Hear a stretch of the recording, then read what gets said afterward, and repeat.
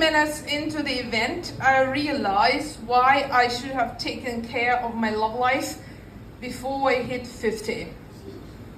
Because 3 minutes into the event, I desperately need to piss. And I raise my hand and I say, "Can we have a piss break?" And the event organizer says, "Why didn't you go piss before the event started?" And I say, "I did. Sorry for having age-related bladder issues." So I go piss, I come back, I sit down, and the event restarts, and a nice young man sits in front of me. He's even age appropriate. He's young enough to be my son, but he's not young enough to be my grandson. So we start chatting, and he says, "What do you do for fun?" And I say, "Ooh, yeah, I got that one." I say, "In my spare time, I volunteer." I says, "Ooh, where do you volunteer?"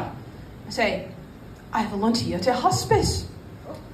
And he says, "Is that the place where people come to die?" And I say, "Yes." And he says, "Well, I really admire people like you who sit with dying people." And I say, "Yes, it's really touching. The other night, I was keeping vigil at the bed of this 95-year-old man. And despite coming in and out of consciousness, he still asked me for my name.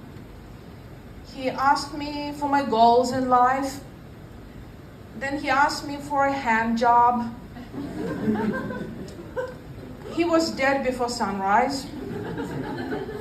Just so you know, maybe I don't give the best hand jobs, but I'm pretty handy with a pillow." And then I see somehow my tactic just doesn't work on this young man. He's not very impressed. So I remember the thing with accents again.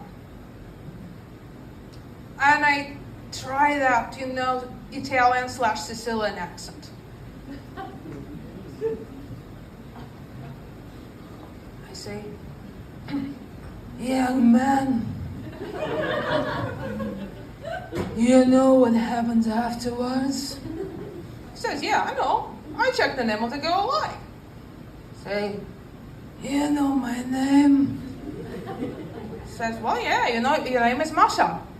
And I say, "Then you know what you have to do. Capiche?" I hear